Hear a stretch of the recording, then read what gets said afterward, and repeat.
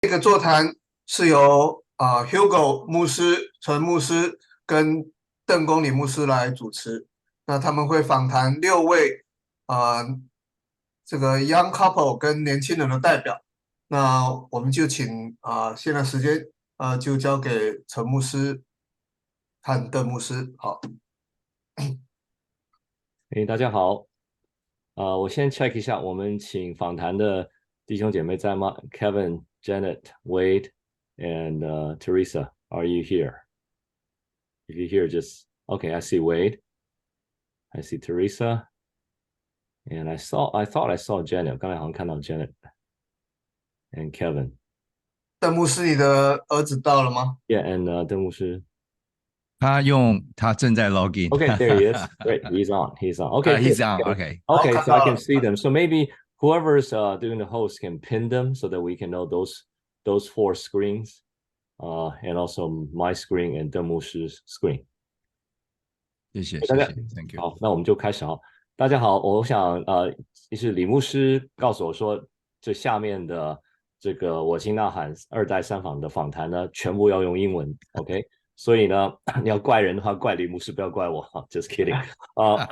那我想它的意义是因为在这个特别是听第一代跟第2代他们很诚心的跟牧者们跟教会的弟兄姐妹们，特别是第一代的牧者们分享的时候呢，我想我们就是要了解他们，我们就是要学习，所以我们应该是用李牧师的意思是我们应该用他们的语言，他们心里的语言，还有他们这个用英文来学习。所以说我现在讲完这些话之后呢，下面就是全部是用英文。好，那如果有需要翻译，我相信邓牧师说他会可能把一些那个等一下一些需要翻译的东西，可能我们会试着去打在那个 chat 里头用中文。好，okay, great. So from this point on, we'll be using English. My name is Hugo. I'm the senior pastor of the Chinese Bible Church in Maryland, and then I have thank God, I have a privilege and honor to serve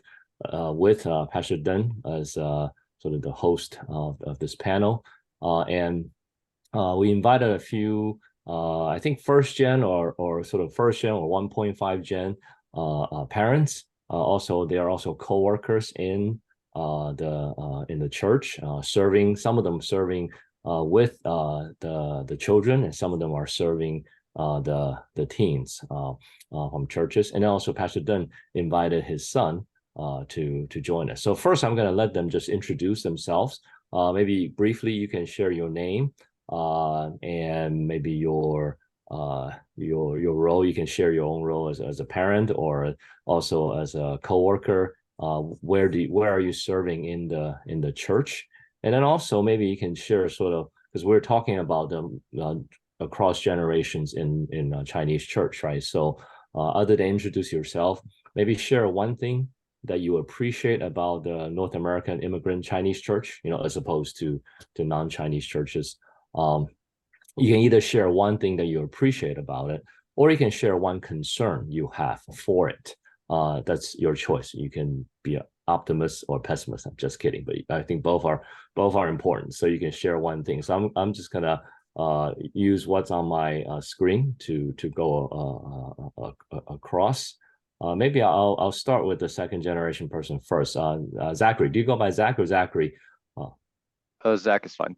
Okay, Zach. So why don't you introduce yourself and then share, maybe something you appreciate or you have concern about the North American Chinese church. Thank you. Sure. If you see my face is kind of pointed this way, my camera's right here, my screen's here. So okay, anyway. Your side view is pretty handsome, so that's good. Thank you. All right. Hi, I'm Zach. I'm Coach K's son. I don't know. I'm growing up. I kind of grew up in a church environment, so that's that. And since 8th or 9th grade, I started playing violin with the worship team. So that's been kind of a blessing. And yeah.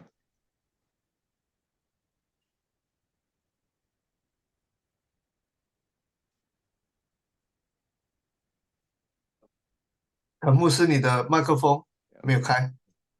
Okay, thank you. Okay, and maybe before we move on, Zach, and so other than violin, anything that you are you currently in a North American Chinese church or in a non-Chinese church? Not currently. Right now I'm in college, so Okay. I'm in Rochester, New York, and I've recently started to going to this church called Northridge Church with my roommate, who's you can't see in the background, but he's over there. But Okay. yeah, so that's not a Chinese church, but it is a pretty large church. Okay. So other than violin, do you have anything you will share that you have either appreciate about the Chinese church that you grew up in, or things that you have concern about? I know you'll share more later, but just want to give you a couple minutes if you have more. I think I really appreciate like the environment that I guess my dad and his team fostered kind of in our church. It was a pretty, we were serious about God, but like it was pretty laid back in the sense. So it wasn't more about the set of traditions that you need to follow as much as your love for God. So I think I really appreciated that, and I think that helped me kind of really understand that Christianity isn't like a set of rules that you need to follow. It's more of like a kind of your faith in Christ. So yeah. Great, thank you, appreciate that. Let's see, next is a couple, Wade and Teresa. Would you guys introduce yourselves and again share the same thing, either appreciation or concern you have about the Chinese church? Hi everyone, my name is Wade, and I'm Teresa's husband. So we are at the Chinese Bible Church in Maryland, and we're so lucky to have Pastor Hugo as our pastor. And so I serve as a teens group counselor at our church, and I also help out with the online streaming service. And I think one thing that I really appreciate about our church is that, I'm I guess the first generation immigrant. I came to the United States when I was 13. So, and I visited many different churches, and I've always felt more comfortable in a Chinese church. So I appreciate our church being my, I guess, home away from home, if you will. So that's it. Thank you. Hi, everyone. I'm Teresa. I am Wade's wife. Yes, we go to the Chinese Bible Church of Maryland, where Pastor Hugo is our senior pastor. I am also first generation. I came to this country when I was 15, but I did not believe until when I was in my 20s. So when we moved to this area, we didn't really look too much for where to go to church, because our church has Chinese school in the afternoon. So that was a benefit to our children, wanted them to learn Chinese. So that's kind of, I just went with my husband, who is a third generation believer, and he felt strongly about going to a Chinese American church, where I didn't mind if we go to a very multicultural, Western church. But I kind of just went with he's, more mature with that decision, plus the head of household. So we joined CBCM, and we've been in this church since, we moved to this area. So it's been a blessing. I think I like our church that we have Cantonese congregation, we have Mandarin, we have English. Most of the friends that we have are the people in the congregation we attend. So we attend the English congregation, which our children also go to. So in a way, I think it's good that we attend the service together. So then we're hearing the same message, and we can share about our takeaways when we, after service. So I appreciate this, I guess, all the days that we go to CBCM. Yeah. I think, Teresa, you also serve with the teen group, right? So yes. Sorry, I forgot that. Yes. So it wasn't enough for Wade and Teresa to just be with their own kids, but they want to spend more time with other teenagers. So later on when you share, feel free to also share about your experience, seeing how the teenager interact with you and other older folks in our church as well. Okay, the next couple also, Kevin and Janet, could you introduce yourself?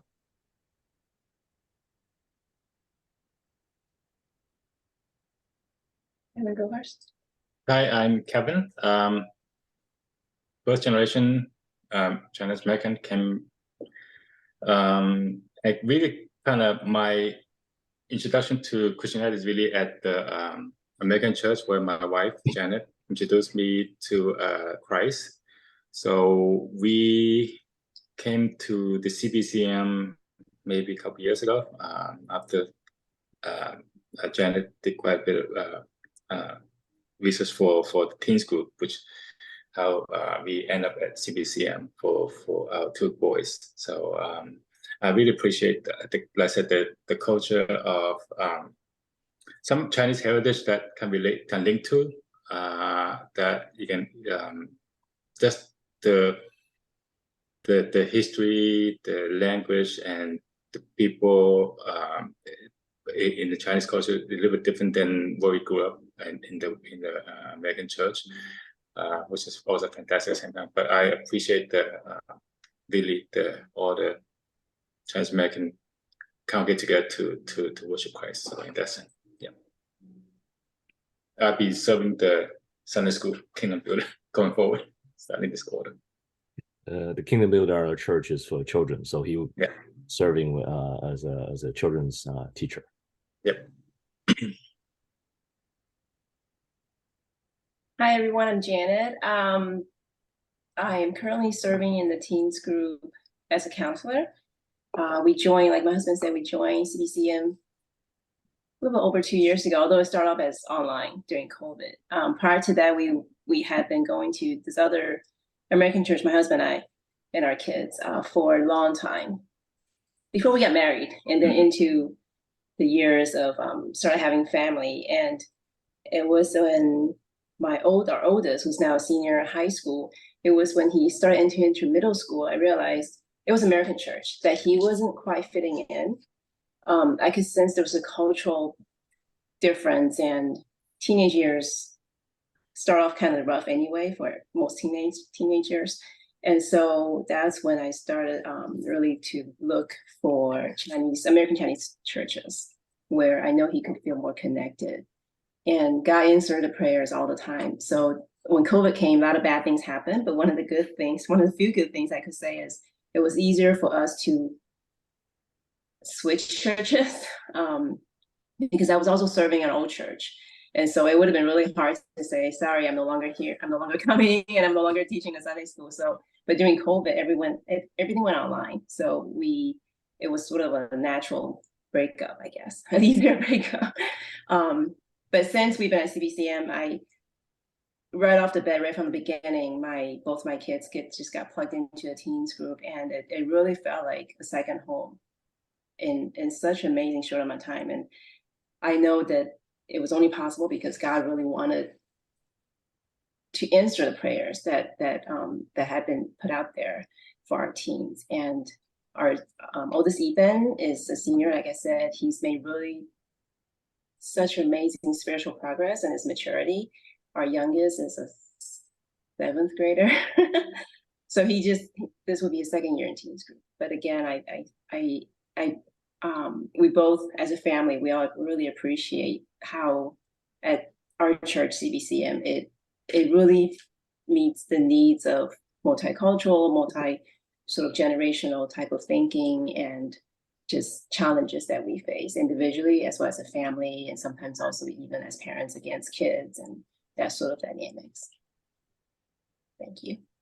Yeah, thanks, Kevin and Janet. So hold the thought, Janet, I appreciate you share about, because I was going to ask you, even though it's not on the original list of questions, about you leaving the American church, coming to the Chinese church, because I know that American church is one of the nicest church and mega church around here, and so for you to leave that church to come to our church, you kind of cut, in my view, sometimes stepping down slightly, but anyway, but it'd be good to hear about sort of your thinking behind it a little bit more. So we'll hold that thought. But before that, I also want to, Pastor Deng, could you introduce yourself? So he's quite interesting. He's a first gen, as far as I know, but he pastors English-speaking church. And the young man, Zach, who shared earlier, is, in case you didn't catch it, is his son. And I don't know if I don't know, Pastor Dunn, should I divulge this? Hopefully people will actually find this interesting. I think Zach's major is in gaming design, right? Sometimes parents, first gen parents, don't want our kids to do gaming, but actually gaming could be quite interesting and useful. But in any case, Pastor Dunn, could you introduce yourself, and then if you want to kick us off asking a first question for the panels, that'll be fine too. Thank you, Pastor Hugo. And my name is Kong Li Deng. That's Chinese, Deng Kong Li. I grew up in Taiwan. I'm definitely first gen. All right, my Chinese preaching is 100 times better than my English. 100%. So my congregation suffers many times, 20 years listening to my English. So start from the Chinglish and now is pretty good. Because my son say the church is pretty cool, but biblical based. So I'm honored to be here. And our church started day one back in Princeton. We ran a coffee shop in downtown Princeton. Opened the door, came all the downtown high school kids. So my church started day one is English. So I've been forced to speak English. I was put in that fire, and I've never attended high school in US. But here we are 20 years later. So my son just went to college. Thank you, Pastor Hugo introduced. He wanted to study game design. He was a gamer, and it's a 15-year struggle between us, right? And I wish I can share in my session in the afternoon. But so I kind of, my son changed me in a way. So we run a very comfortable small church in downtown Princeton for 20 years. Students flooding through our system every year. So some of them already in their 30s. So I've watched them, disciple them, follow up with them. So and when my son wanted to study game design, my wife and I were totally in disarray. I feel years of like, what? Didn't you play game enough? So I say, so we really struggle. I got a degree from Princeton. I married up. My wife got degree from Harvard. So you can see we're Ivy League parents. We are Tiger and Eagle mom. I want him to go to Ivy League. So, and be honest with you, Chinese church, we have to tackle education first. If our best people go to Ivy League, and that's our final product, the finest product ever, we got the problem. Houston, we got the problem. Because the number one problem today in this nation, have a survey come out, Harvard is a campus where it's the lowest degree of freedom to speak up. You can see Harvard is number one. They don't have, so we have to be aware. But anyways, when my son wants to go to study game design, we were crying. But Zach, would you just, can I interview my own son? Because I think maybe that's, let him talk, right? I mean, he loved game. I was guilty as a, I don't know. I gave him an iPad. Pastor Hugo, sorry. When he was 4 years old, I started to start a church. So I was guilty. I couldn't take care of him. We are both busy, right? I gave him the first iPad at age of 4. That clicked the whole game thing, right? So I was so guilty and shame, right? So Zach, back to your core and maybe other panelists.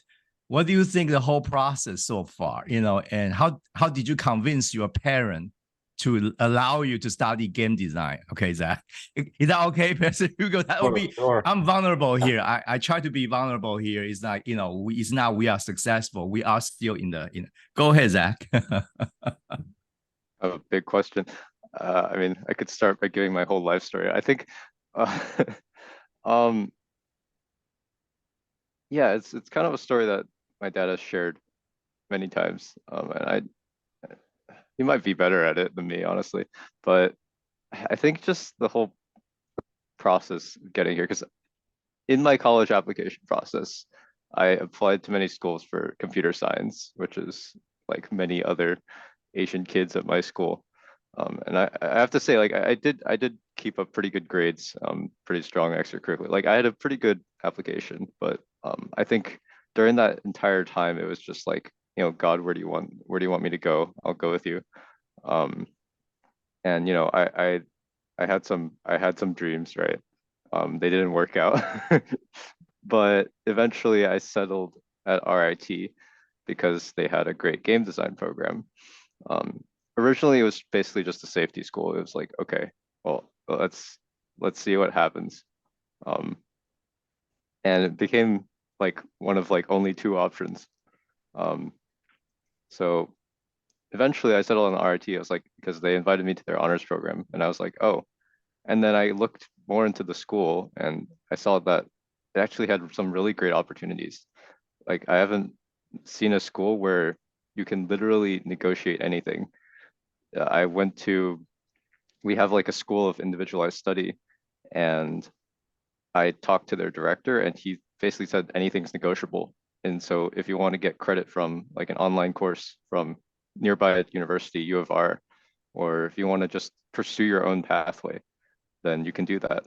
And I don't think, essentially what I'm trying to do now is I want to create some kind of game design plus AI major where you can kind of combine the two disciplines and make better games. And I think it's pretty unique because I still like computer science. I've done a lot in that field.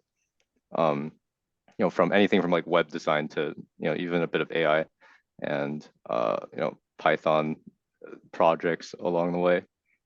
So I still do enjoy that side of, like the problem solving aspect, the whole like, figuring out algorithms. I still really enjoy that. So, I really wanted to make something unique and find my own path, I guess. And I think RIT just really provides that opportunity. And I think in the end, like no school really gives you that freedom to do what you want. I thank God for all that he's done, and I guess this path that he's led me on, because I never would have thought I'd be here. I thought I'd be somewhere else studying computer science. So yeah. So how did you convince your dad? No, I want to share yeah. with you guys to be vulnerable, because we have struggled on this, and I think it really come back to what we are today. So from a young people's point of view, I don't want to speak for him. So Zach, what do you think God help you going through the process? Mom and dad totally on board right now. I walk into his building, my dear brother and sister, the whole building is game. Every building is game. I walk in like he walk in the heaven, I walk in hell. Okay, so I'm like, no way, I pay for this. But now we are totally on board. I'm humbled, but I want to hear from the second generation. I have my story, but please, Zach, help us out. Like, what's this important to be part of the church coming out as pastor's son, right? Pastor PK. And now, can you give a little bit of insight, please? Yeah. Well, I guess my dad has preached like many, many years on following your passions. So that's what I did. And so if he were to go back on that, I think I would have been taken aback. Like, isn't this what you've been telling me to do? So yeah, I think just in general, I think I've grown up with a lot of freedom, so maybe a little too much. But I think ultimately, just God helped my dad realize that this was a true career path, I guess, and that I think game design is definitely a very niche major. It's definitely a lot I have to do on my end other than just studying. I have to really seek out a bunch of opportunities to be successful. But I think that's good for me. And yeah, I really think it's a very interesting major because it really meshes a bunch of different disciplines together. So like, you have obviously of me programming, but you also have artists, musicians, and story writers coming together. I think it's just really cool to have that in an interdisciplinary interaction. So yeah, I guess maybe that helped my dad realize as well. Maybe sorry, I chime in a little bit. Maybe either from Pastor Deng or from Zach, right? Okay, because you're talking a little bit about sort of the what you know, communications. So that's also one of the questions we're going to be asking. So can you share just a little bit more, either one of you, about in that process, like before your dad become fully on board, right? I mean, I know you mentioned a little bit already that your dad been preaching about following your passion. So if he isn't on board, and he's kind of, you know, contradicting himself, but in the process of you talking to your dad or your mom, right, about this particularly, there's, you know, differences of view and differences probably culture mindset. How did you guys communicate? What was the communication pretty smooth and easy in the beginning, especially when they were not on board yet? How did you guys, from your perspective, how was the communication between the first and second generation about this particular issue? Well, to be fair, like my mom and dad never like said, this is a stupid major, why would you even consider it? But because, you know, they've generally been supportive. It's just, I think communication has been pretty smooth. They've addressed their concerns, especially with like how, because during high school, basically my entire life was cross country and track. And so, you know, we did address that issue of like, you know, I'm spending all this time on this while my friends are spending time on like Olympiads and, you know, competitions that are in academics. And so, you know, we did have a bit of that struggle, because it was like, okay, this is something I love doing, you know, why would you want me to not do it? But I realized, yeah, it does kind of take up my life. Like, you know, I spend maybe 1,000 hours a year on it. And like, that's not even an exaggeration, probably that or more. And so, you know, eventually we kind of figured things out. It was like, okay, there's this game design major that we both kind of understand. Maybe my parents didn't exactly like realize that, but eventually got to a point where it was just like, okay, I think it's just God, honestly. Like there wasn't really like a specific time where I was like, oh, suddenly they approve of this or something. Like, I think it was more just over time, after seeing like RIT's campus, me kind of showing them what my entire portfolio was about. Like, I have to say, like, I submitted a portfolio for my MIT application, and after compiling all that I'd done for the past couple of years, although a lot of my projects were, let's say, like, you know, different in a lot of different regions and a lot of different disciplines, like, you know, cryptography, like in web design and things like that, they all boiled down to some kind of game, not like a video game necessarily, but, you know, different things. Like, I made a treasure hunt for my friends, and that did basically just like solving a bunch of puzzles to get to a destination. And I had to learn a lot of coding stuff for that, but in the end it was a game. And so I was like, oh, well, okay, this is my portfolio, it's all games. So what am I going to do?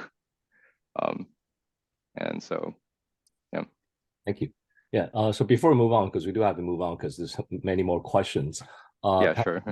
President, do you have anything to share in terms of your communication with your son?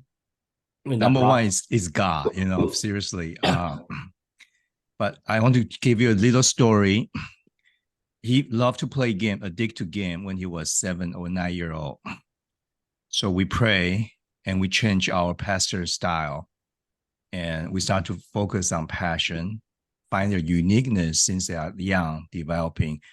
So I preached for years on that and coach many students, right, including my son.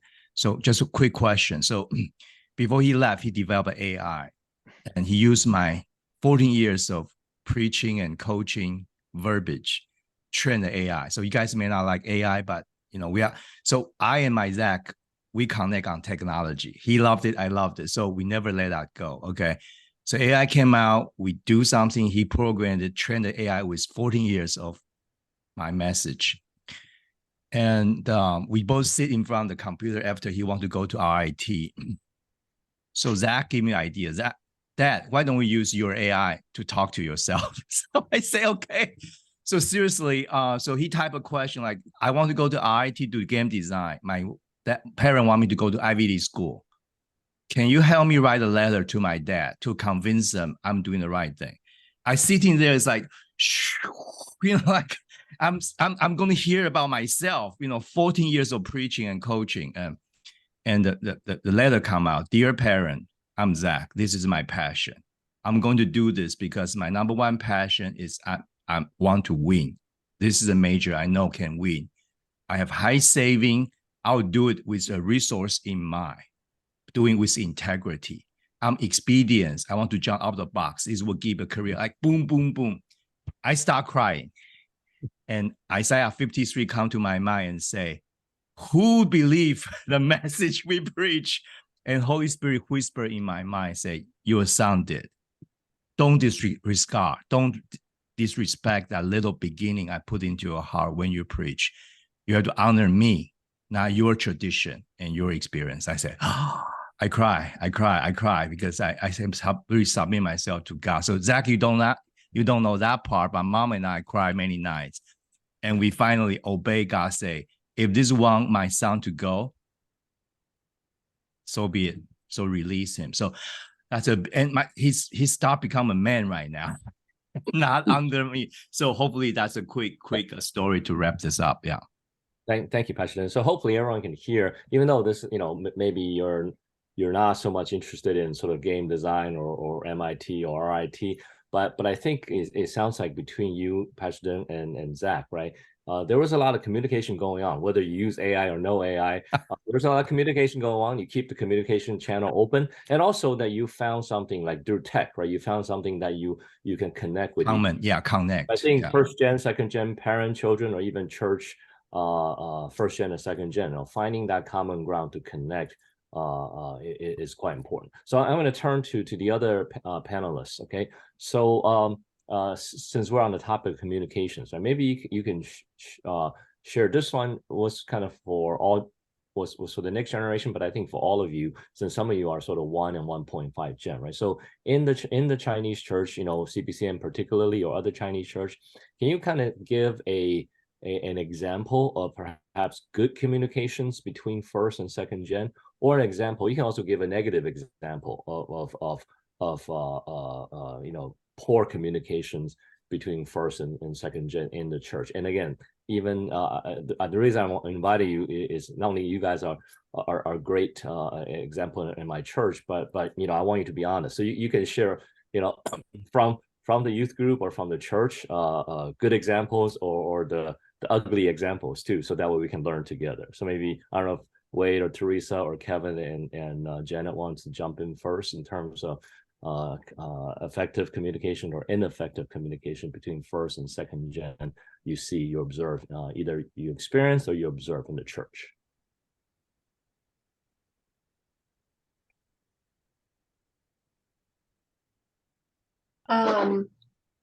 Maybe I'll start.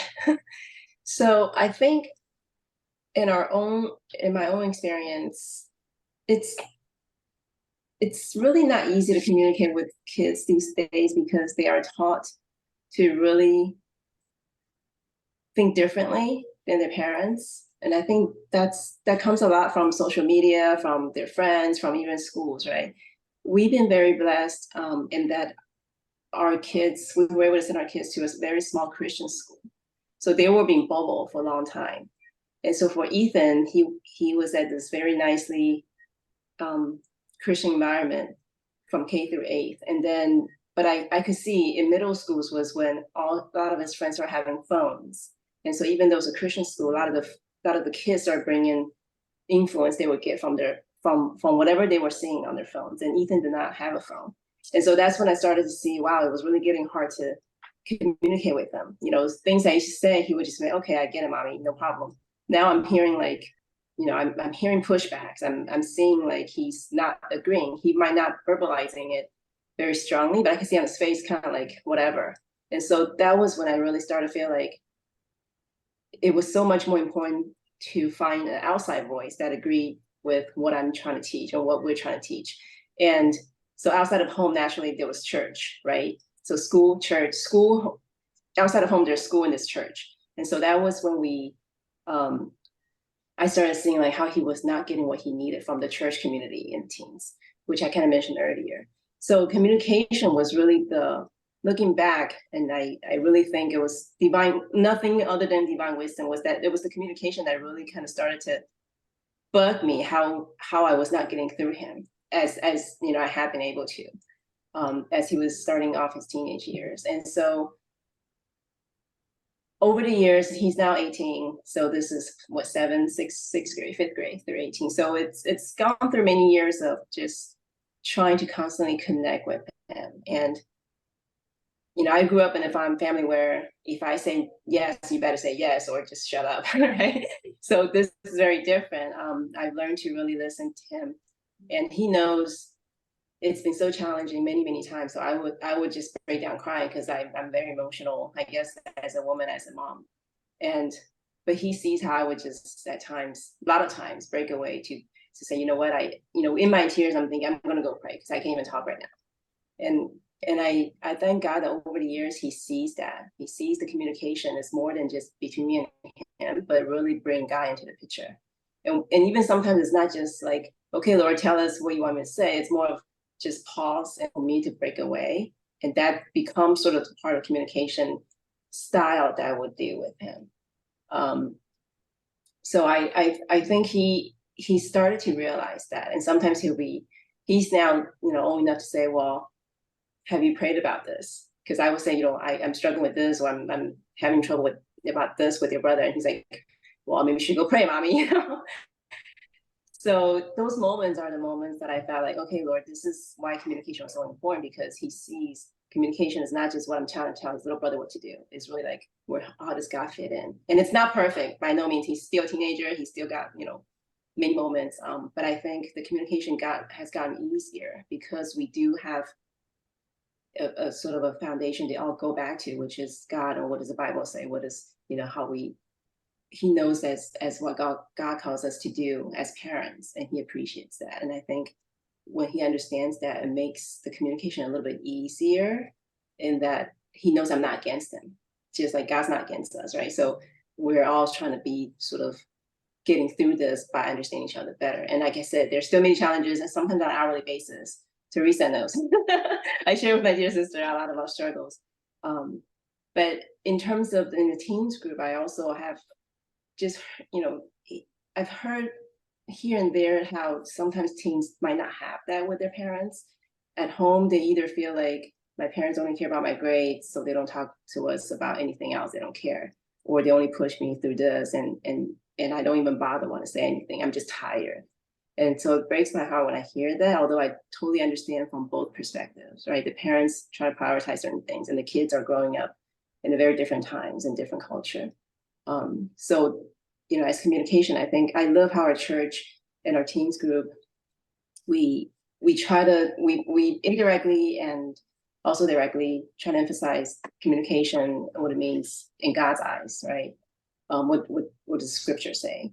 And I think I'm praying that going forward, we'll even try to bring maybe more parents into this sort of line of thinking, because sometimes it's Bible knowledge, but not really applied that well. Or just, you know, it's hard to apply because we all get tired and a lot of competing priorities on a daily basis. So maybe we just need more reminders, all of us do. So maybe that's something that we could continue to encourage and help everyone be more mindful about as parents. Thank you. Kevin, you have anything to add? I think what Jenna said is really well covered. She spent a lot of time communicating with two boys. I'll be honest, I've been not a good communicator with my kids, even sometimes with Janet. So we got a lot of conflicts in that sense, especially Ian. The more recent experience with dealing with Ian. The one thing I was about Jessica, Dad, you don't understand me. I said, okay. In the past, I just, quiet down. But now I learned to communicate with his wife. I said, I don't understand. Tell me, okay, what to help me understand? I think that's something I try to connect better with him in that sense. Okay, help me understand. So I said, I'm like, mom and dad are here for you. So I'm not against you. I think he slowly opened up the line of channel, even though it might not be at the time that I wanted it. So I try to be more mindful of that and communicate in a way instead of just giving order and just help get to understand what he's thinking, and then from the point see what I can find a good time to talk in the subject that I want, the idea that I want him to think about. So I think I can see a little bit of success between him and I over the past month or so. So I'm hoping get to more understanding and he can relate to me more, then we can have better open communication about what's on his mind, what he wants, and things that he wants.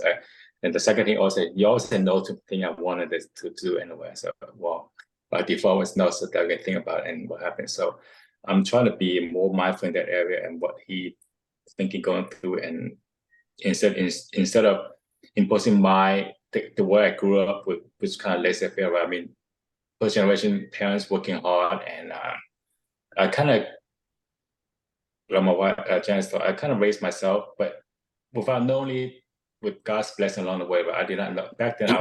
I didn't know about God, so I did not grow up in a Christian family like some of the kids that the second generation did. Right, so it's a struggle that I've been through, but all along the path that God had looked over me at this time until I became a Christian, I was not aware of that. So, and I tried to apply the method with the two, but some of you actually it doesn't working that well, because the fact that the influence back then versus now is much different. So I try to be a little more proactive in that sense, but I'm still my natural habit being just very laid back in terms of parenting in that sense. So something a lot to work on. Thank you. Appreciate your honesty and vulnerability. But I think that's actually the start. Sometimes we're not even willing to admit that we have something to work on, especially as the first generation. And I think one of the first steps is for us as the first generation is to admit that we have something to work on, not just the second generation, to understand them, to communicate better. So thank you so much for sharing that. I want to kind of circle back to Janet. Earlier in your introduction, right, you mentioned about you guys were in the American church, and then for your son's sake, for your older son Ethan's sake, you switched it to the Chinese church. Actually, it's kind of interesting, right? Because sometimes, usually more often than not, from what I know, it's the opposite that happens, right? It's either the first gen parents for their kids' sake, or the kids themselves as they grow older, they don't want to stay in the Chinese church for different reasons, and then they will go to the American church, right? But in your case, it's sort of the reverse. So again, with the risk, I'm not trying to make you say things to make our church look good. But I guess the question is, what I assume seems like Ethan, since you moved to the Chinese church here, both you and Ethan, your son, have generally speaking, not perfectly, but enjoyed it, and it has worked out.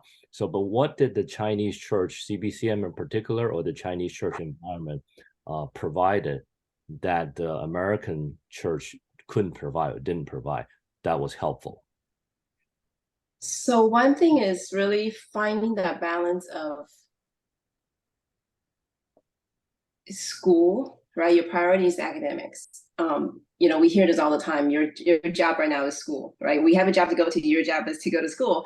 And even though he had been at this little Christian school, K-8, where grades, academics was not the focus. It was all about character building, loving God, and serving others. But starting towards the later 8th grade, the reality was you're about to go to high school. And I started hearing just from friends, where's Ethan going to high school? You should really consider magnet programs. You should look at this program, that honors, and all these things. And it suddenly dawned on me like, oh, I guess grades are important and school should be somewhat a priority. So when I started to pay attention a little bit more at home, I think he started to not understand that. And at the church that we were at the time, the church had an amazing children's ministry. Don't get me wrong; they've been there since they were itty-bitty, babies, right, newborn. And so it served him really, really well. But the middle school, youth group at that time, I think it was also going through some growing pains from what I heard. It was not as effective as a teens youth ministry, as it was sort of going through some growing pain, and culturally it wasn't really helping Ethan to find himself, right? Because he's hearing just one thing, like at home, oh, suddenly mommy does care about grades and I really should start thinking about high school. But the truth was he was surrounded by friends who showed up from Sunday school on their phones, you know, not really paying attention, let alone care about school or anything like that. And I don't really know, I think God knew what was missing. I just felt like I couldn't understand Ethan and he couldn't understand me. We started to lose our understanding. And it wasn't until we got fully plugged into CBCM, then I know, oh Lord, you know what was missing. What was missing was Ethan needed to be understood even outside of home. He needed to be surrounded by a group of teens just like him, right? ABCs, born here with parents, first 1.5 gen, who are, you know, trying their best to parent them, but who also try to teach them about responsibility, about grades, about, you know, the balance of like being responsible to what's important at your age. And there were definitely cultural and generational sort of identities that he was trying to sort through for himself. And that was, none of that was met, you know, none of that needs was met at the old church. But CBCM does, because our teens group is about that. Our youth group is about that. You know, everything from our Sunday schools to our Friday night meets, a lot of the things and messages that we try to tell the kids or share with the kids, or just wisdom, you know, drawing from the scripture. At the same time, they understand what it seems like in an ABC family. And so I think that's what made it easier and a big difference for Ethan to know, oh, I'm not the only oddball, right? So that, you know, not all of my friends, they are sort of going through the same process where they have Asian parents who are somewhat Asian, but then they try to be, you know, they try to raise us American, and then they also have the expectation somewhere in between. So yeah, it's interesting how in our family, like I said, it was kind of flipped. But looking back, it all makes sense in God's eyes. I know it does. And so that's really what I think the connection and the support from our church and our youth group has really what helped them grow so much spiritually. Because I truly believe like growing spiritually is easier if, in a practical sense, you are being understood at the same time by the church leadership, or by the teachers, or by your counselors. So it's not just, you know, come and learn about Bible. It's a history lesson. It's more like, no, this is how we are. This is how we are expected to be. And I understand you, and we're here to help you. And I think he got that needs met at CBCM. Thank you. Yeah. So again, I'll try to summarize and point out certain things. I know that and there's also a couple of questions or comments on the chat. I'll address it shortly. So I think hopefully everyone here, you can hear, you know, or extrapolate things you can learn from. So I think sometime for myself, being a pastor of a Chinese church, sometimes when I see people leaving the Chinese church, the young people, older people, to go to American churches, I have mixed feelings. On the one hand, I think it's good that at least they're going to a church, right? As long as they're going to a church, they love God, serve God. Doesn't have to be my church, doesn't have to be Chinese church. But on the other hand, I feel like, well, what is wrong with our church, or what is wrong with the Chinese church that the second generation are leaving? Are there things we need to learn to communicate better, or to be able to keep them better? But I think from what Janet shared, and I actually hear from my kids. So by the way, I have 6 kids from 29 to 14. I can share about them another time, but thankfully they all love the Lord now, serving the Lord. But it's a struggle. But well, some of my kids share with me that when they were younger, they didn't like the Chinese church. As they get older, they want to come back to the Chinese church, but they begin to appreciate being in an environment where they have other ABCs, American-born Chinese, that can relate to their experience, because their identity is a big thing in today's society now, and for them, you know, they don't see themselves quite as fully American, like the white people or the African Americans, and they don't see themselves as fully Chinese. So I think they, so hopefully those of you will not be discouraged. Those of you, you know, in Chinese churches, we have something actually unique we can offer to the second gen, but we have to understand them first. Now, related to some of the comments that's there. Sorry that this panel is we touched on different things and different sets of questions. Cannot be all things to all people. But one of the questions that comments someone made about was about gaming. Now we can talk about gaming and the pros and cons of gaming and so on, but that's not the main purpose of this. But I just want to use that to maybe bring out one point. So sorry, I'm not a panelist, but maybe this will be good for me to share with you. I was giving a talk at our church to our teen parents, and last week, and I was just trying to drive home one point, and maybe hopefully you can understand that, because at the end of the day, our goal is to want our children to love Jesus, to know Jesus and love Jesus and serve them. And but in order to do that, it's much more important and harder to win their heart instead of controlling their behavior. And I think many of us church leaders and church parents, because we're so worried and so concerned about our kids, we unintentionally or sometimes intentionally are trying to conform and control their behavior to be biblical, but you actually lost their heart.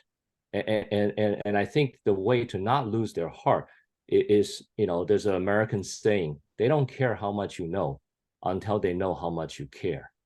And the caring is not my style of caring. It's how can my kids understand that I care for them. So what you hear so far may be kind of random, maybe not quite hit the spot that you're hoping, and hopefully we'll get to it. And I apologize if we can't be as helpful, but hopefully what you get so far is that, whether it's Pastor Doug and Zach or Kevin and Janet, the communications, taking the time to understand, taking the time to listen, even if you disagree with your children, even if you really want to try hard to kind of fix and change your children in their thinking, in their mindset. Slow down, be patient, wait. Okay, Jesus was quite patient.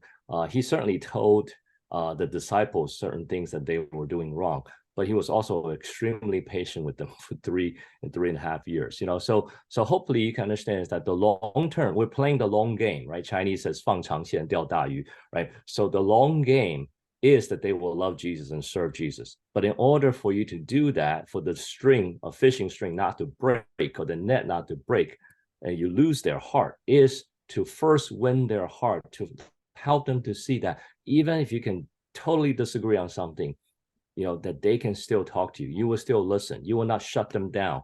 You will listen to them. You won't agree with them necessarily, but you won't shut them down. You will try to understand them, and you will try to find ways to encourage them and to foster that relationship. So hopefully, again, we're not here to say necessarily gaming is right or wrong, but even if you disagree in the church or in the family, I think the importance is that you guys can actually talk about it instead of just shut each other down and say, you're wrong, this is addictive, don't do this. But it's more like, okay, tell me, what do you like about it? Why? And then share with them maybe alternatives or other things, So again, hopefully what you get is if effective communication takes patience, takes humility, takes a heart that want to win their heart and listen to them before you want to control and modify their behavior. Okay. So Wayne and Teresa, can you guys give maybe an example, again, positive or negative example? How about from the church perspective? Because, Kevin and Janet talk about the home perspective, but maybe from the church perspective, have you, seen sort of either positive example or negative examples, either in the teen group or elsewhere between first gen and second gen? Yeah. So, I think our church really has focused on fostering intergenerational communications and collaborations and things like that. And I think that I really see that in many of the ministries and many of the areas in our church. First of all, I think, if you look at our deacon board, right, we have people from the first generation, second generation serving the Lord together, serving the people at church. We have, many ministries where we see first and second generation people coming together to serve together.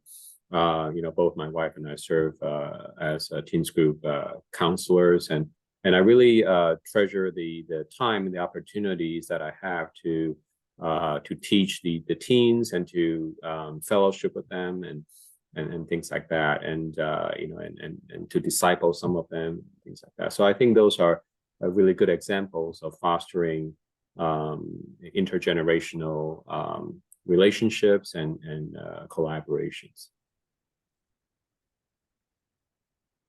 Thanks, Teresa. Anything to add or other examples to give?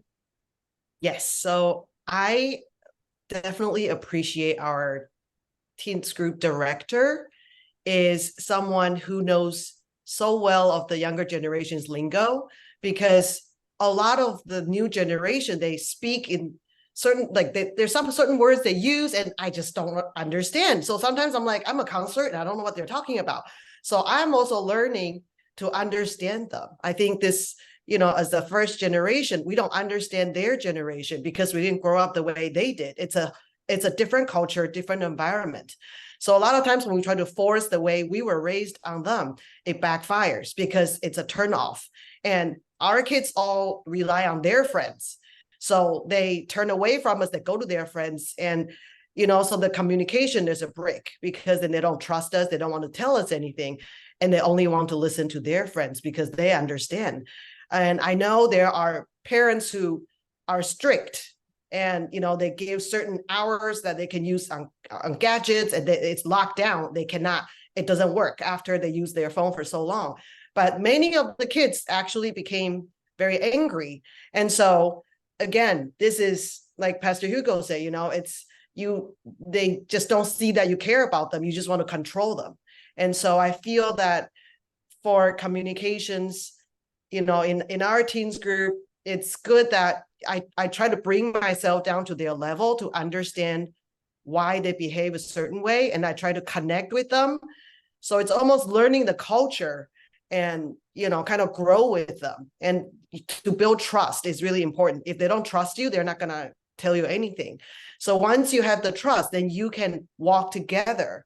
Not that you are, we're still the adult. We're still trying to guide them a certain way. But I find many times these teens surprise me. They have a lot of wisdom. And so I think, to humble ourselves, to actually talk to them and share, at the same level with them. And really, I find encouraging them is very helpful, because I think this culture is very discouraging. The social media, like I was in this session about how social media is so widely used. So kids lose that ability to communicate because everything's on their phone. Everything is only through texting. So verbally, they have struggled because they don't know how to talk anymore. So we have to try to help them to, and pray together. I think a lot of times how you model as a parent, as Pastor Hugo said, eventually when they are becoming more mature, they really they reflect on how back then, how their parents were, and they start to appreciate, okay, that's kind of their root. Because I think no matter how long they live in this country, we are seen as Asians. We still have a different root. Like our root is still, we're, Chinese American. So how we can help them to find who they are is important, because there's a lot of struggles that that maybe they only talk to their friends about that we don't know. So really, truly to find opportunities to communicate more, spend more time with them, bring yourself to their level to talk to them. And really, there are many moments they actually have great input and, asking for forgiveness. There are many moments I feel that, wow, you're right, I'm wrong. And they can see that you humble yourself. We're not like the parent that's always right. That actually helps them to have that kinder, more appreciation to what we're trying to do to them. So, yeah. Thank you. Thank you. Yeah. So, I think a couple of things in summary before I move on actually to Zach. So I think from what Wade and what Teresa mentioned, hopefully you get some nuggets of wisdom or helpful thing for a church. Doesn't matter if you're a large or a small church, right? To if you're a church leader, to encourage and foster older generation and younger generation, listen to each other and bless each other. We have older generation who are counselors, who are mentors and teachers for the younger generation. And so fostering that is important. And then also, but you want to make sure you get the right older generation to foster the younger. The counselors that we prayerfully select are not just everybody who has a lot of Bible knowledge, but are people who we know either in their own family or in their practice that they do seek to understand and listen to the other person rather than just control the other person. And when they win their trust, they're actually able to teach a biblical truth. And about the phone, just give a quick example. My youngest son is 14. When they were younger, I was one of those parents, and we still stand by. Different parents do it differently. But when they're younger, we told them, the phone comes downstairs to the charging station in the kitchen, doesn't stay with you in the bed, okay, before you go to bed.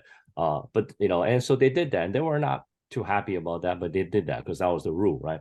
And then, but at the same time, I also, it's not just one thing, right? To fix everything. And at the same time, I try to spend a lot of time with my kids, to have fun, to listen to them. My youngest son likes to go work out, so I take him to the gym and we work out together. Of course, I keep my distance so that he can stay cool, and then through earning trust and building relationships, we were able to talk about other things, like why is the phone can be detrimental to you, and so on. And sometimes we say, okay, let's do a devotion together, and we use a phone app. There's a phone app I like that help you do daily devotion that also include videos and so on. And so we would do that. So we said, well, let's make sure the last thing you use the phone for is with God. So together we will watch that video.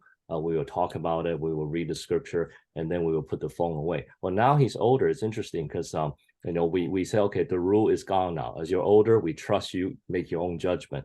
Well, at night, he's the one who goes downstairs and still put the phone at the charging station. Not because I force him to or ask him to, but it's a habit now. And he said, yeah, I need my beauty sleep, he says, and so he put the phone away after we have our devotion. So again, I think we need God's wisdom, again, to build relationships, to build trust, to communicate, to win their heart before we force them, actually never force them to do anything, even though they may be the right thing to do, but we want to win their heart. So Zach, I know that you said you want to address a little bit about maybe the gaming issue. Again, we don't have a whole lot of time, so maybe I'll combine that and also one question for you. Okay, so the main question I have for you is actually for as a second generation, here you have an opportunity to speak to the first gen, both parents and also first gen leaders in the church, right? What are some of the things that, again, maybe you're different than the rest of the second gen, but still representing the second gen Chinese American or ABCs, what are some struggles that you have faced, as a second gen, that you really wish that your parents or the church leader of a Chinese church will understand, and so that they can understand and sympathize with it, and so that can kind of also earn your trust of them. So maybe you can share that, but then you can address the gaming briefly too. Again, has to be brief, sorry. Yeah, no problem. Yeah, so in general, like I've said a couple of times, my parents have generally been very supportive. And so I think it's been a lot easier for me to trust them on certain things. So obviously with any teenager growing up, there's like terrible two, but there's also like terrible teens. You kind of have a phase where your parents tell you to do something, you don't want to do it. You want to spend time with your friends, you want to play games, you want to be on social media. So I think there are definitely some valid concerns here. You even if you do everything right, you have a good relationship with your kid, there's always going to be that struggle. There's always going to be times where you get into an argument, and that's normal. That's part of a healthy relationship. But I think the idea is, even when, the times when I got pissed off and I just ran to my room and I slammed the door, I think the idea is, can you go back maybe after an hour, maybe after 2 hours, and talk with your parents and be like, okay, maybe I screwed up. Maybe we need to have a respectful discussion. I think if you cannot have that respectful discussion with your child, if you just put that off and you just have that rift in your relationship, then you failed as a parent. Okay, so I think it's healthy to have arguments. It's healthy to have discussions. But I think the idea is that if you haven't established that trust with your child, then you're doing something wrong. And that may offend some of you, that may, I don't really care. But I think that's what I believe. And I think on that note, because I've trusted my parents, I've trusted their ability to guide me as a child. We've had our share of arguments. I'm not going to say like our relationship's been perfect, but I think we can always go back to that square one of, or that base of communication and having a respectful discussion on what we may disagree with or what we may have issues with. And so I think ultimately that's helped me also trust my parents to be like, okay, if they expect me to go to church, they want the best for me, not because it's not a rule that they want me to follow, just because, I don't know, get me to heaven or something. And so I have to say, ever since I've gone to college, I have not missed a day of prayer or Bible or anything of the sort. And it's not because my parents expected that of me. It's because they led me to having a good relationship with God. And so I think it's just very important to one, have communication, to always have open communication. And two, if you have any issues, okay, that's the same thing, but any issues, you should address that with your parents. And you should always be able to do that, I think. So that's about it. I think we have a hand up. Wade, you want to share something? Yes, well, I was just going to say, so my son recently is in college, and my daughter is in high school. And as my children grow older, I started to realize really how little and how precious, these 18 years that I have with my children, right? And also I realized also how little I could really do as a father. When they were children, I could tell them, look, you need to do this or else, right? But now that doesn't really work when they are teenagers. And basically, I tell them to do something. If they really don't want to listen to me, what am I going to do, right? So, but I realized that, they are, and I'm sure many of you have heard of this before, but I mean, our children are hopefully our brothers and sisters in Christ, right? And God entrusted them to us for a finite number of years to live with us, and then they go off on their own. And, like my son just started in college, and, I've been praying a lot for my children, but especially for him as he leaves us to go to college and to be independent. And I pray that God will, will continue to strengthen his faith, and that he will grow up to be an independent and a strong Christian. But honestly, if he decides that he doesn't want to go to church when he's in college, what can I do, right? I mean, the only thing I could do really is just to pray. And I've been finding myself praying a lot more for my children. But one thing I really take comfort in knowing the fact that, even though I'm an imperfect father, but we have a perfect father who watches over us, right? So I think in a way, God is trying to teach me to trust in him, to basically just let go and trust in him, as our children leave us to go to college and to move on to the next steps in their lives.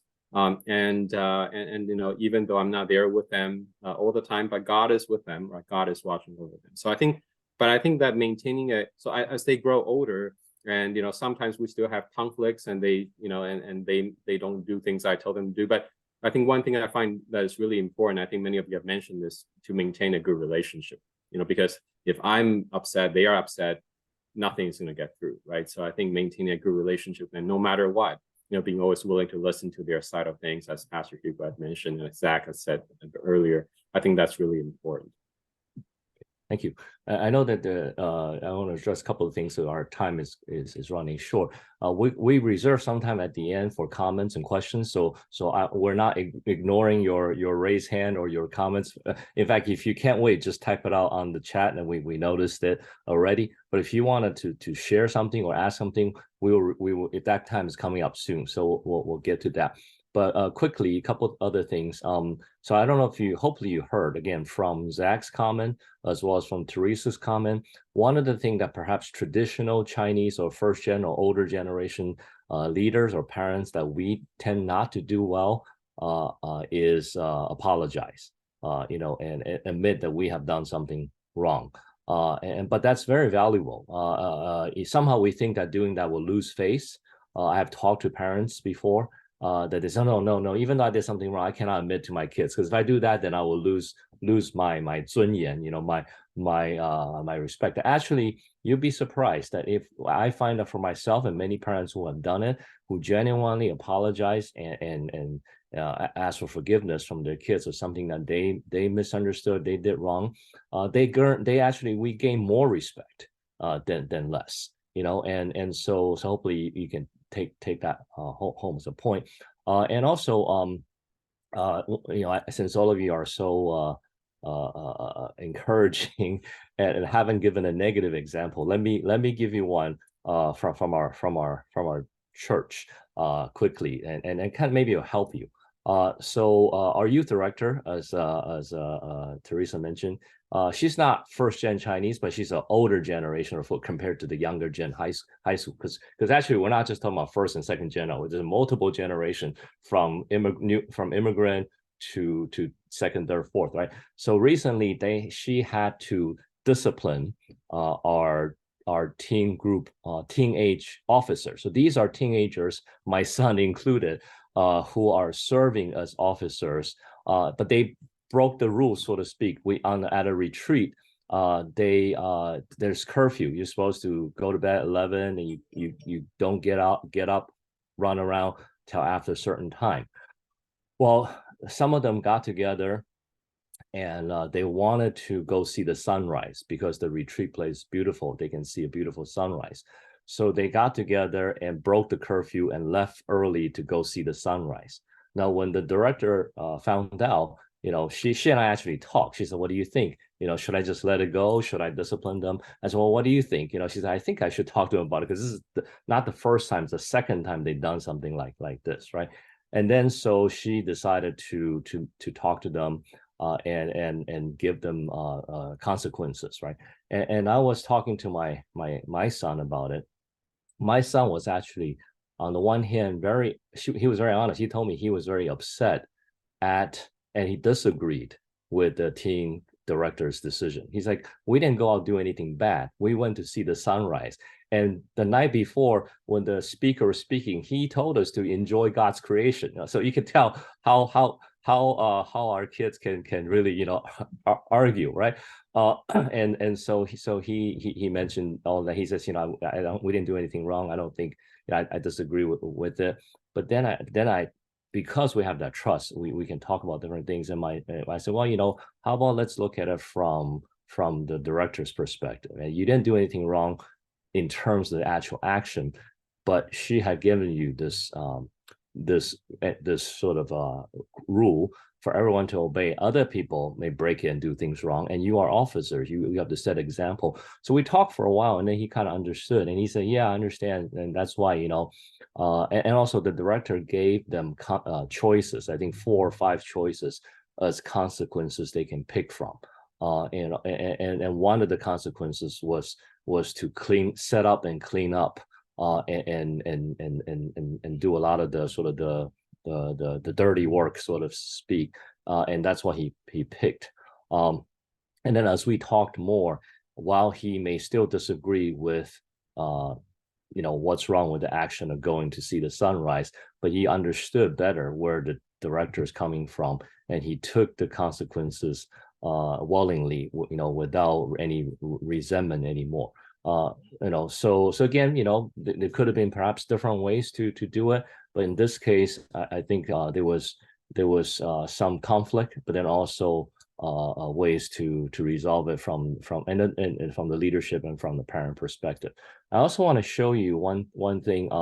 So Janet and Kevin asked their son Ethan to kind of record and share something, because he cannot be with us. And then I think I'll go back to Zach. So I think I can share screen, right? Okay, so this is a recording that he did briefly, a 2-minute recording This is Ethan, who's a teenager. He's also one of the teen group officers, and he shares some of his thoughts on the questions that we asked. So this is again Kevin and Janet's son. So hopefully you can see this. Let me just hit play. Hold on. Okay. Hopefully everybody can see the screen. Hi, I'm Ethan. I'm a student officer in our church's teens group. And the first question I want to answer is, do you think you have good communication with the previous generation of parents and church leaders? How do you think communication can be improved? I think for me personally, within my family, I have pretty good communication with my parents. I'm able to go to them with any problems I may have, or if I need advice, I know I can always go to my mom or my dad to ask them and get sound godly wisdom. I think within the church too, I don't feel like there's a pressure to not be able to communicate with the older generation leaders. I think that communication is encouraged, and that we feel that we can go to them when we need advice, and that they would give us good, soundly, godly advice on how we can pursue our problems. So I think maybe one thing that can be improved is that maybe not every teen feels that way. So I think pushing a general message that the counselors in our teens group and other church leadership, they're always there to listen and help us. So there's no harm in going to them, and that we actually should go to them for help because they're wise and they know all the problems that we have, they've probably gone through too, so they know how to guide us through. The second question is, do you have any other advice in Christian love for the Chinese church leaders or of your parents' generation and your peers? I think the main issue would be like the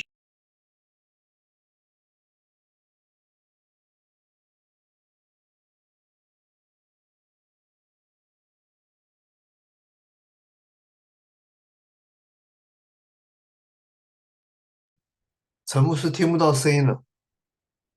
parties are on the same page. Okay, sorry. And can, Let me go back. take a lot of listening on both parties to understanding gap between us. So I think one advice that it'll take a lot of listening on both parties to understand what both sides are trying to say. So I think lending an ear and just being able to listen and try to understand from the teens' perspectives, and for the teens trying to understand from the leaders' perspectives, would be helpful so that both parties are on the same page and can attack the problem together. And then the third question is, please share a positive example of the relationship between the upper and lower generations that you have experienced in the Chinese church, and a negative example of the relationship between upper and lower generations. What did you learn from it? So I think one positive example is that whenever on Sunday during sermons, all the teens group counselors always greet us when we walk in, so we don't feel like we're being ignored. We always say hi to them, sometimes fist bump, high five when we enter the sermon. So it helps us feel like included, accepted, and noticed from them, and that someone's always watching over us. I think maybe one negative experience is that maybe communication about certain issues is not the best. So I think from that we learned that both sides have to try to understand where others are coming from and have more patience with each other. Yeah, that was it for me. Thank you. All right. So again, I hope if you don't hear anything else from this over and over again, is communications, right? Listen to each other. And maybe one thing I can share with you too is that it's much better to say to your child or the next generation, tell me more, instead of saying, let me tell you what you should do. Okay. I think more often than not, we say, let me tell you what you should do, but we don't hear from them, tell me more. I'll give you another quick example, and then I'll turn to Zach, is that, and I give this example often, my son, when he was younger, one of my sons, when he was younger, on the way back from Sunday school, he was very upset. And then he says, my Sunday school teacher is so stupid. Now, when you hear your son says that, how would you respond? Right? A typical first generation response is, you cannot say that. In our family, we don't use the word stupid. You're stupid for saying that, or whatever. And then it would say, I'm going to turn the car around. I'm going to go back to church. You're going to apologize to the Sunday school teacher because you probably said something to him, blah, blah, blah, right? So thankfully, when my son said that, the Holy Spirit helped me not to say those things. I thought about those things, but I didn't say it, right? And so I said, well, tell me more. I said, no, I never heard you call your Sunday school teacher stupid. So something must have happened that caused you to feel that way. Tell me more. What happened? Right? So then he told me long story short, another kid brought in a lighter, a cigarette lighter, and they were playing with the fire, and then the teacher came and yelled at them and confiscated the lighter. But then the teacher insists that my son is the one who brought the lighter. And he kept saying, no, I didn't bring that. That's not mine. The teacher says, no, yes, it is. And then the teacher made it even worse. The teacher said to him, like, you're the senior pastor's son. How can you bring shame to your, and just made him feel even worse, right? And so when he shared that with me, he was almost crying. And then I said, I'm so sorry that my position at the church gave you more anxiety and pressure. Okay. And I'm so sorry that the teacher misunderstood you. But then I said, well, but for you to call your teacher stupid, I know that's how you feel, but that doesn't really help, does it? And then after we talked a little bit more, because I listened to him first and allow him to tell me more, he walked away with the understanding first is that I care about him, not that I try to control him.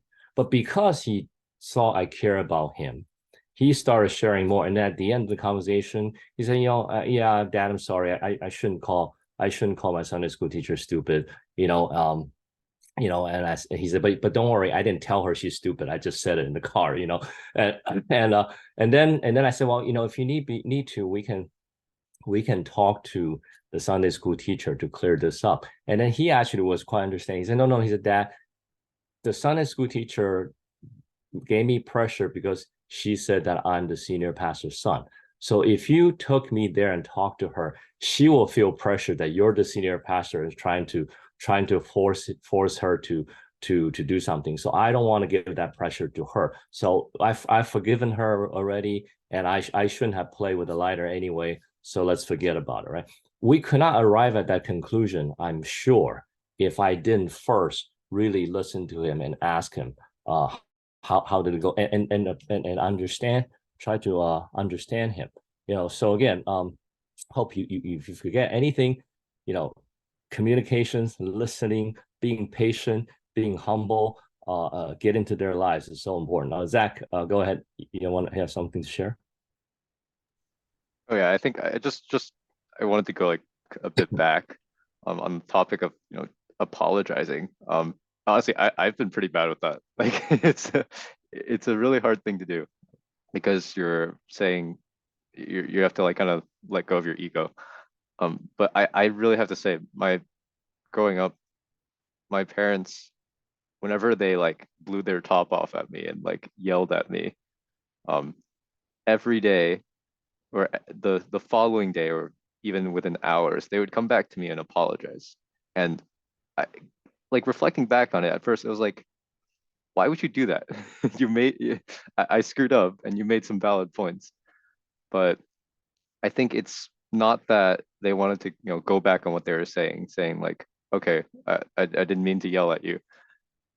But it was more like, okay, I understand that wasn't a pleasant experience, and I still love you, and I want you to understand that I'm trying to help you understand what's best for you, and I think that's really helped me. But yeah, I just wanted to share that. Yeah, thank you so much for sharing that. So with that, I'll turn to Deng Mushi, Pastor Deng. Any thoughts to add from everything, and then we can give the last few minutes if any other comments or questions. Yeah, Pastor Hugo, can I speak in Chinese? Sure. Right now, 我讲一下中文啊哈。我看到大家 comment， 我很感动，谢谢燕光牧师，我真的眼泪在我。那我儿子去念 game design， 我没有非常 proud of， 真的。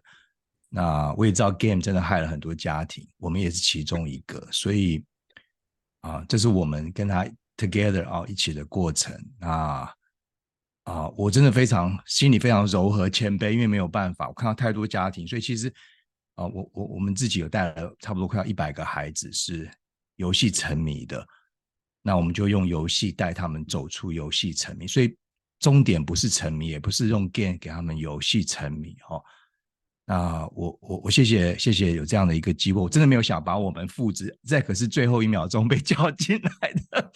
我想说一个孩子长大然后请他来，他一口就答应，我想这是我的一个很谢谢 Zach 哈。那最后讲一点，那个高中就 design 一个 game 是 VR 的，那这个 game 结果我们去给了 Princeton 这边的老年人玩。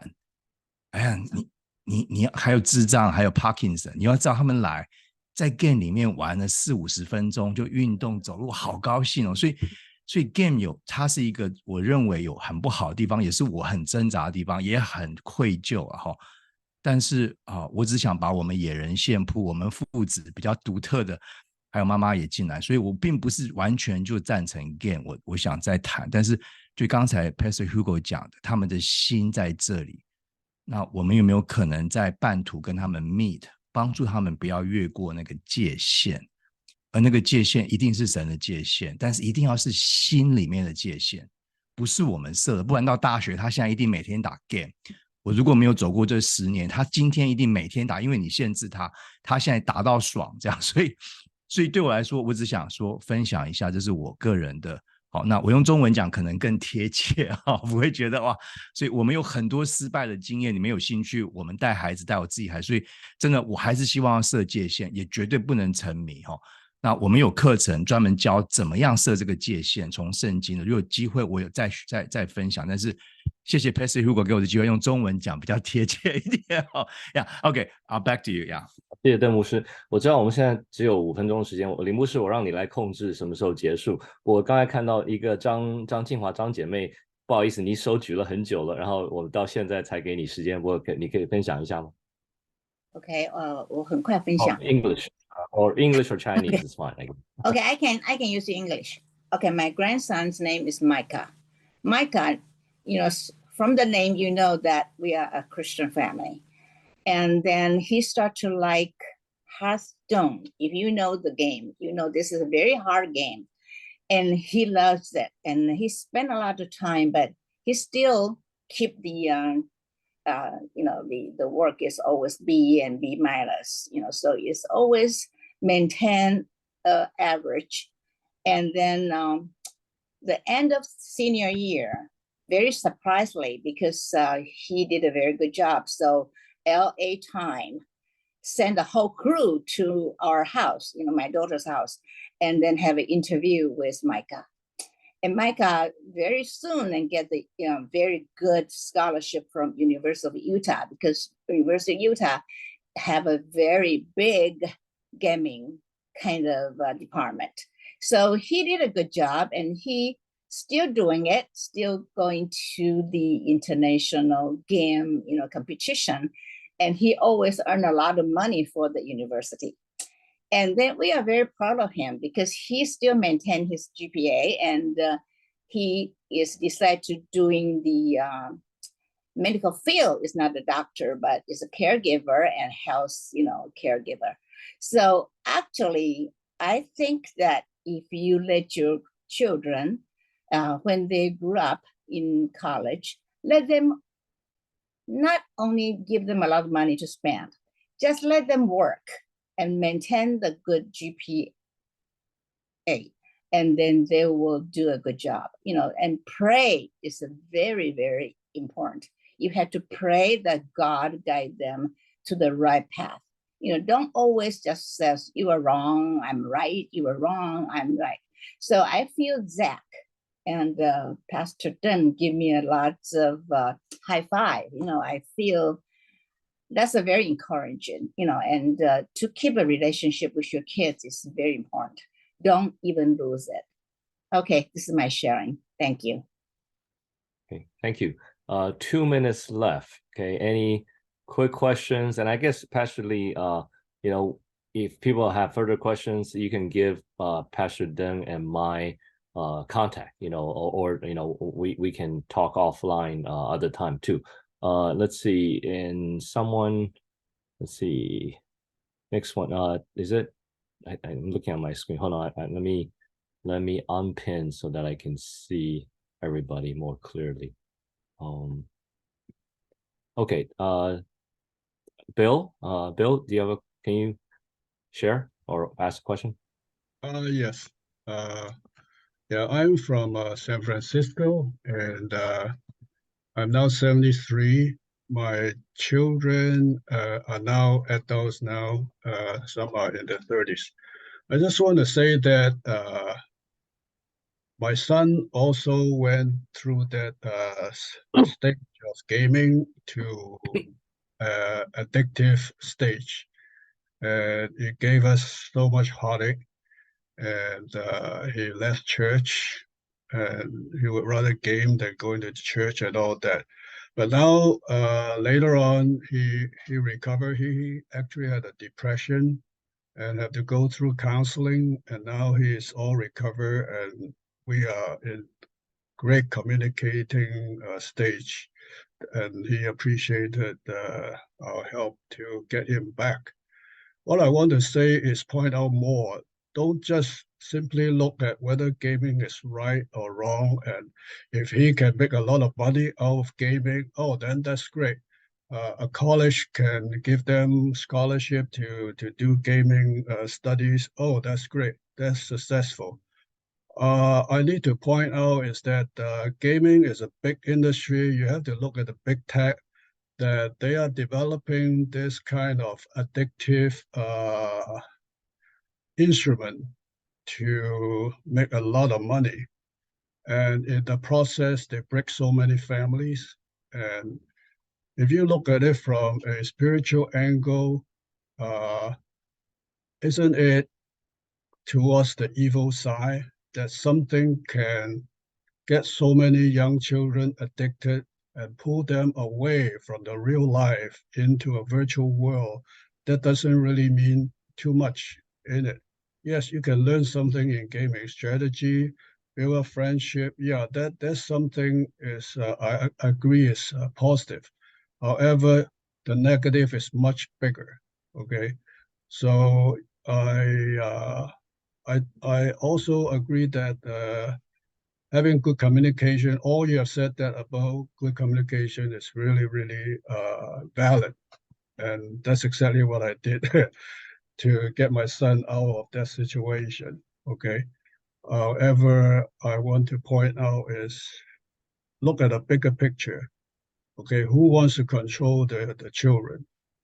You have to understand that, okay?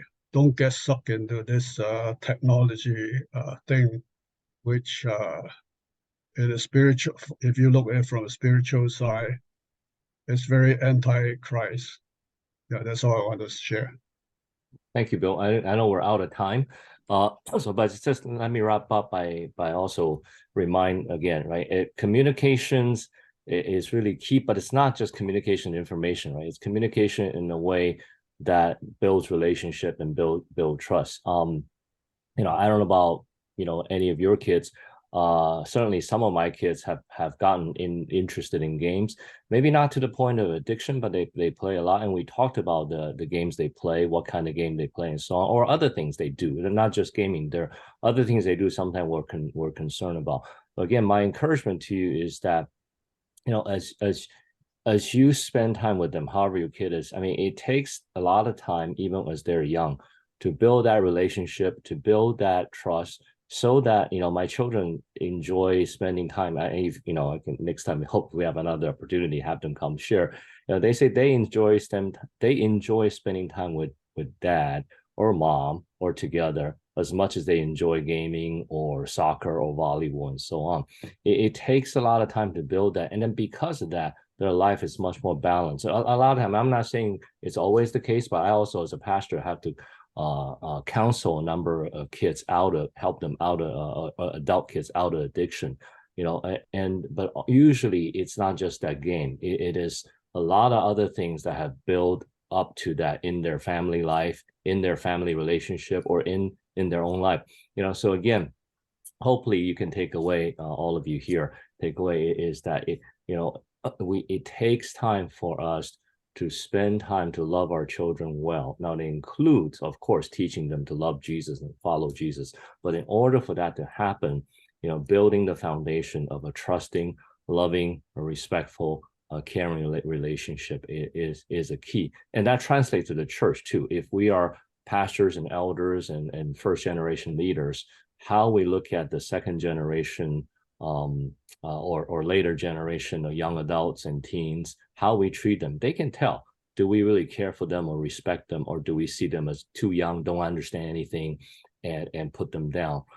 That will be very damaging in a family and a church as well. So let me pray for us, and then I'll turn the time back over to Pastor Lee. Father God, we come before you and grateful for your mercy, for your grace, for your compassion. Lord, you alone are God, and you have the right. Actually, none of us have the right to judge others and condemn others, but you alone have the right to judge and condemn us. Yet you chose not to. You chose to give us grace, mercy, and compassion through your Son Jesus, and you told us for us to be merciful as you are merciful. And Jesus, you have given us a great example of how you build relationships, that we can speak the truth and also speak the truth in love. And I pray for all of us here, myself included, whether we are church leaders or parents of the first generation, to help us to really take that time to learn from you and give us the wisdom, give us the patience, give us the fruit of the Spirit to live it out in relationship with the younger generation, whether it's our children or others in the church, Lord, that instead of seeking to control them, instead of let fear and anxiety and worries guide our actions or our words, Lord, let our love from you and let our patience and trust in you guide us in how we relate to the second generation, and trust that you will do amazing things as we follow your ways to love them and to serve them and to guide them. We thank you and pray all this in Jesus' name. Amen. All right, 林牧师交还给你，谢谢大家，也谢谢thank you so much for Kevin and Janet and Wade and Teresa and Zach, and also Pastor them for your vulnerability sharing that. Okay, I'll turn it over.